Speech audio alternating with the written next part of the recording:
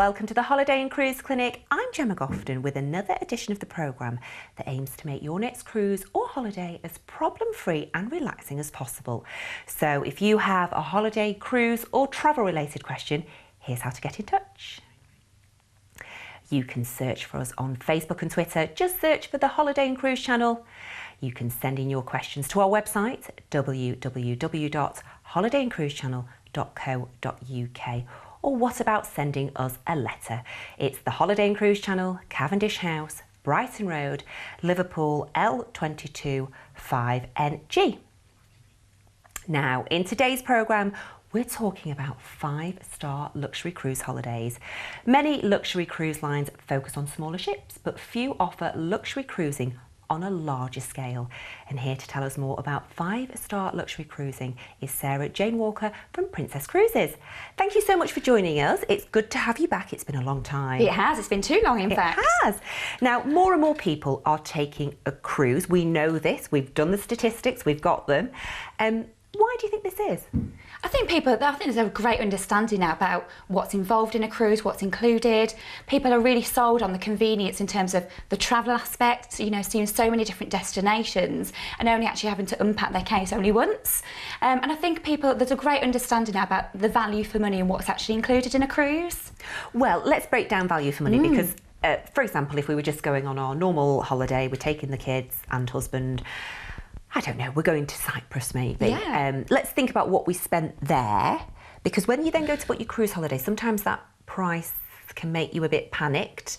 But do we need to probably break it down? And what do we need to take into account for the cruise? Yeah, absolutely. So I always like to think that it's unbeatable value. So as you say, sometimes, you know, you look at the price initially and you think, oh, it's a little bit on the hefty side. However, when we consider the standards that is included in a luxury cruise, the level of the dining, so and all the different dining options, the entertainment, so anything from the enriching programmes we offer during the day, to, you know, the all-star dazzling nighttime shows, you know, in our Broadway-style theatres, you know, so all that's included, the actual destinations themselves, the travel, and the genuine, friendly and fantastic level of service that you get included as well. When you break all of that down, it's actually unbeatable value.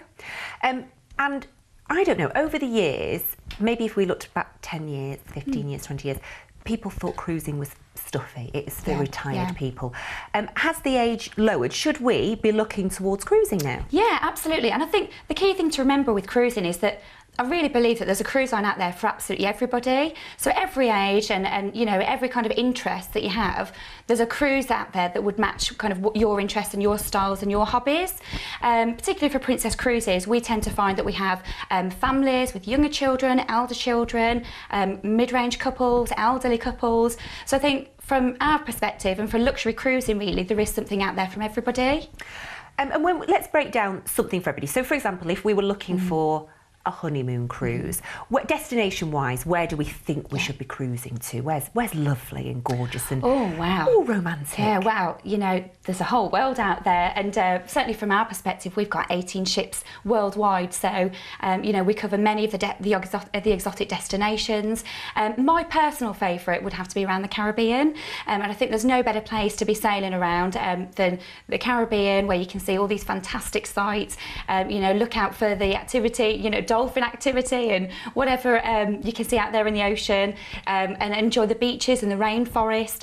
And again, you know, it's just fantastic destination to really just sit back, relax and enjoy. The other thing as well on board a lot of our ships is that you can actually book celebration packages. So if you are celebrating a honeymoon or wanted to renew your vows, or even actually get married on board, you can actually do that on board the ships as well. Lovely. I mean, that is the ultimate in romance, isn't it? What about those sort of adventurers, those outdoorsy people? Destination-wise, where do you think they should be looking towards? Oh, I think my number one place would have to be Alaska. So, yeah, Alaska. In fact, we're actually the number one tour operator for the number one cruise line for Alaska. And having 7 ships around that area, we offer not only the cruise elements, but also you can take advantage of some of the land tours as well. Is there anything that's a little bit out of the ordinary that you could do? Oh, absolutely. So if we look at somewhere like Alaska, for example, you can go out whale watching. We actually have a Discovery at Sea programme where you can actually go and spend time out on the trawlers, catching the fish, go and see the wildlife, you know, on the Great Land of Alaska, and one of the land tours as well. So you can go spotting bears if you want to. Yeah, I think I kind of want to. I'm not really sure. No, I like bears. I would like to spot bears from the safety of somewhere else. Now, we're talking about Alaska there as if it's just, you know, somewhere we go to.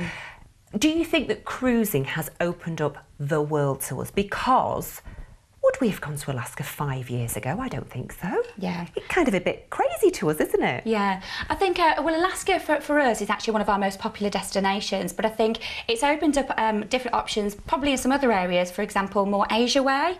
Asia seems to be really growing in momentum in terms of, you know, people actually wanting to travel to that area, particularly on a cruise, because it really allows the confidence for a traveller to be able to see lots of different destinations, but with the confidence and the knowledge that they're on a premium, a luxury cruise line. They can really soak up the destination, but also enjoy the luxury of travelling on a cruise ship.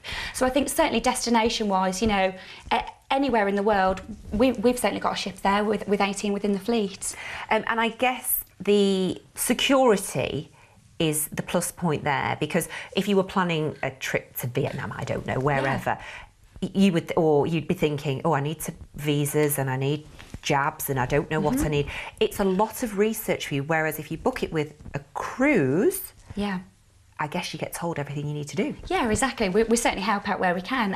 And the great thing is as well is within each of these destinations, on board the ships, we give out a huge deal of information around the ports and the excursions. So whether you decide to explore using one of the ship's shore excursions or indeed go ashore independently, you can be confident again that the ship will provide as much information as possible to really kind of be the leader and the guidance and give you the guidance that you need to travel and really explore each of those destinations.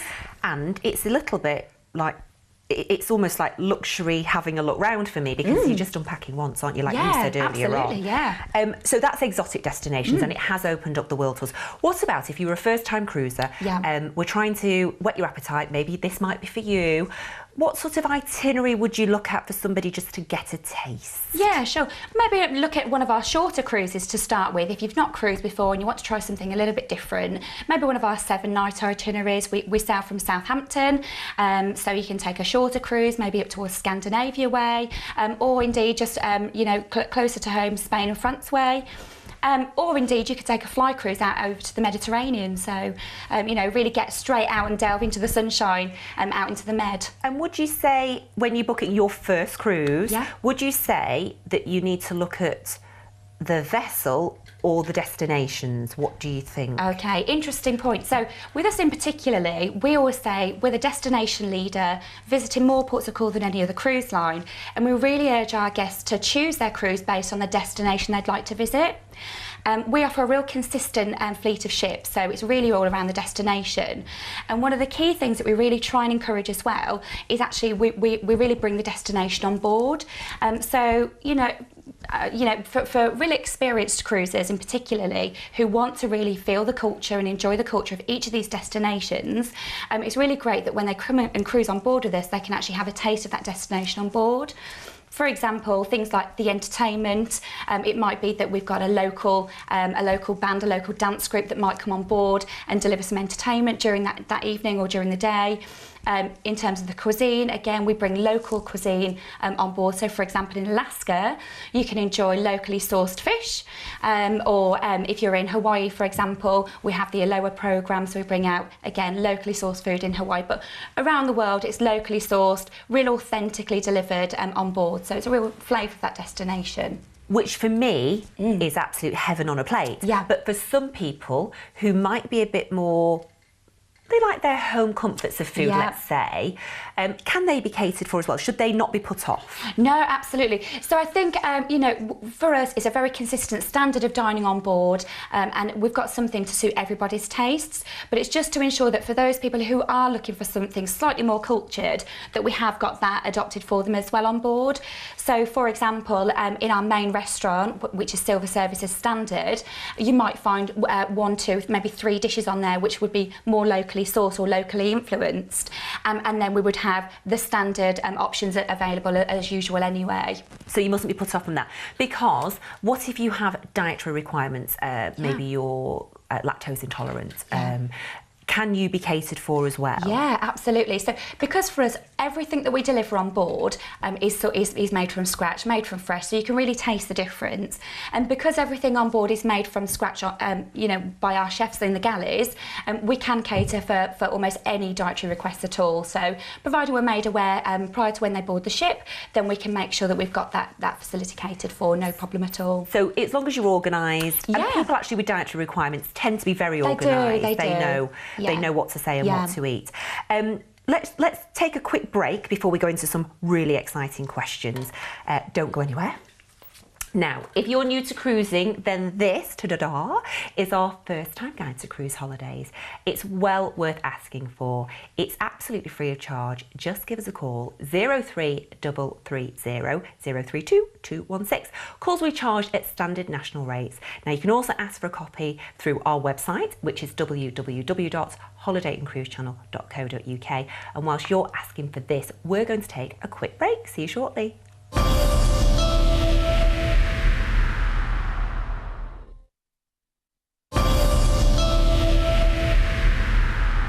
Welcome back to the Holiday and Cruise Clinic. It is great to have you with us. In today's programme, we're discussing 5-star luxury cruising, and Sarah Jane Walker is still with me. Now, Sarah Jane, before the break, we spoke about a whole plethora of exciting things about how wonderful cruising is and this, that and the other. But we are sort of focusing a little bit on first-time cruisers maybe. And maybe they might think they might get bored, dare I use that word. Can you get bored on a cruise? I think it's absolutely impossible.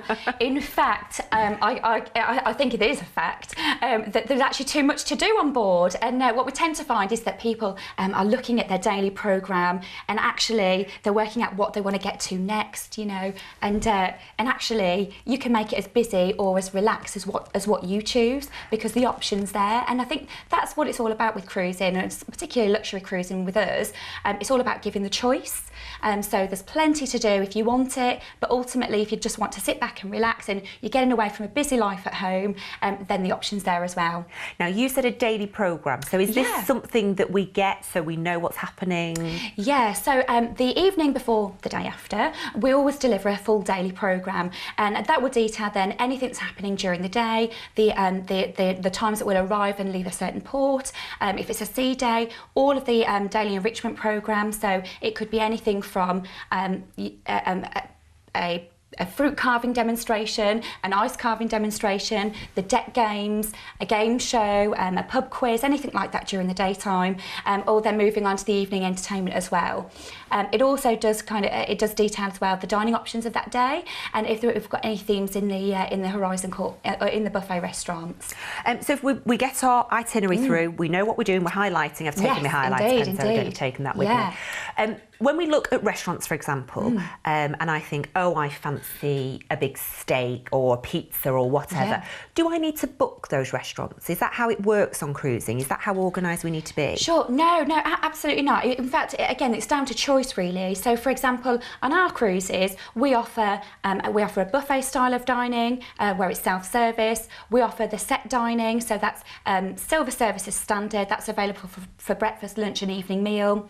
We have the daytime grills, we have the 24-hour room service, and all of this is actually included in the fare as standard. We also then, in addition to that, have speciality restaurants, and those might be slightly smaller restaurants, and they would have a specific theme, for example, maybe more of a steak theme for us, or an Italian theme. And for those speciality restaurants, much smaller in size, far more intimate, and for those you might pay a cover charge to dine in those, and those would require advanced bookings as well. But the great thing is, in terms of checking out these restaurants, checking out the entertainment programme, you can actually do it on your phone as well now.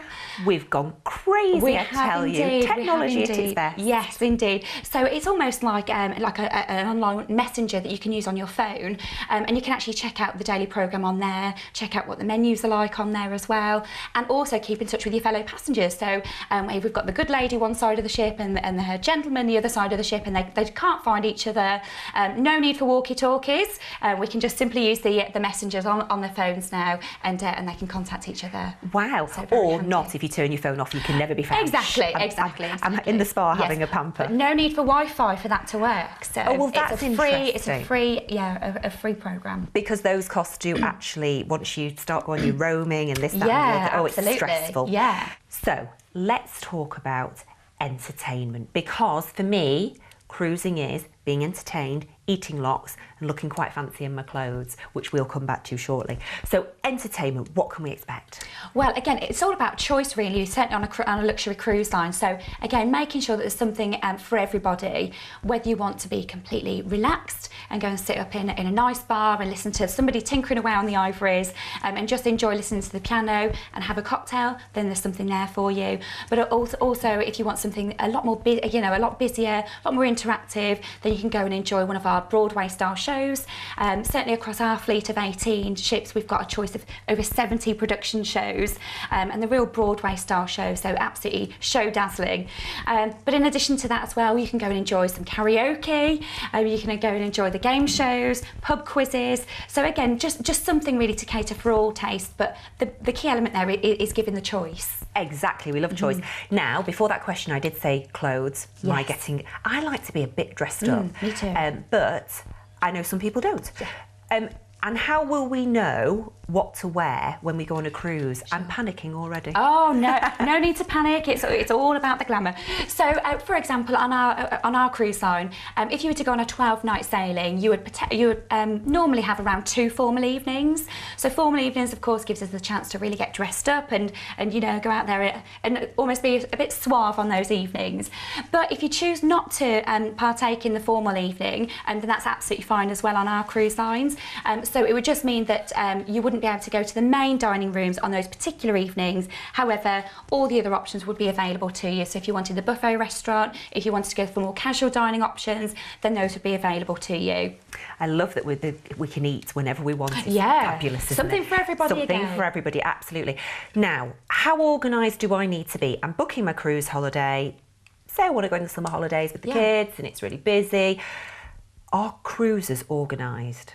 Tend to be. They do, don't they? They do. We tend to find that our cruises do get booked up fairly with a good lead time, really. People I think like to have their cruise booked, be counting down to it, enjoy counting down to it, and it's something that people are generally really quite excited about. So we do tend to find that people do book more, probably further out and more advanced with cruises. However, if there is late availability, then of course that will be available to book as well. So really months-wise, or are we talking a year in advance? What should we talk? I would say probably a year to 6 months generally tends to be our main kind of booking period. Then within 6 months, as I said, if there is something left, then of course then we're happy to get all the bookings. And we're talking about, so if you do the benefits of booking so far in advance, what would they be? Yeah, well, of course, the chance to be able to count down. They can plan their itinerary, really take time to enjoy, to study their itinerary, the destinations they're going to, book their shore excursions in advance. They can book their speciality dining in advance, even book their spa treatments in advance if they wish. So everything is available through an online booking tool for them to really prepare for their cruise. And if you are new to cruising, you see, when you're saying to me all of these, there's shows and there's this champagne bar and there's a steak bar and this, that and the other, I can't quite picture it. So what people need to do is perhaps some research. And now I notice that you can go on websites and you can almost navigate around them, can't you? Around these cruise ships. So do the 360-degree virtual tours, And would you suggest that people do that so they can see what's right for them? Yeah, absolutely. I think it's all about getting the right person on the right ship. So as I alluded to at the start, there's a cruise out there, I believe, for everybody. It's about putting the right people on the right ships. And of course, doing the research as necessary. And I think all the tools now are available for people to be able to do their research and really make sure they're booking the right cruise for them. Before we head off, I just need to ask you, where's the most exotic place you've cruised to? And just so we can put it on our list of perhaps places we want to go. Yeah, absolutely. So the most exotic place I've cruised to, I'd have to say, is the Caribbean. And I've done the Eastern, the Western and the Southern Caribbean. So I'm absolutely hooked on the level of on the sunshine, on the beaches, on the rainforest, on the zip wiring, all that good stuff. But the place on my list that I really am desperate to get to do. I want to do the Asian cruises, so the Singapore to Beijing itineraries. That's really on the top of my list. I guess they're longer itineraries, aren't they? Obviously, the nature of them is they're further away, so it takes us longer to get there. And then, so sort of how long would you need, do you think, to get a proper taste? Well, it's a great question, actually. So for us, with us having 18 ships around the world, one of the key selling points really is the fact that you can actually fly out to that destination and there's a ship there waiting for you. So they're real port-rich itineraries. So, for example, that itinerary there, Singapore to Beijing, is actually only a 17-night itinerary. But within that, you'd get to see so many different ports and so many different elements of the destinations within that area. But of course, not have to take too long off work. So that's a real advantage of one of the fly cruises, the port-rich destinations, the port-rich itineraries, and really not having to take too long off work and just being straight into the mix of that place that you're looking to go to.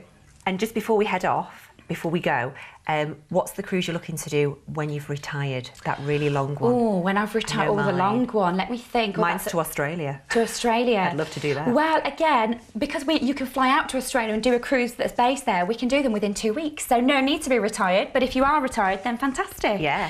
But for me, I think the South Pacific. I'd love to do the South Pacific.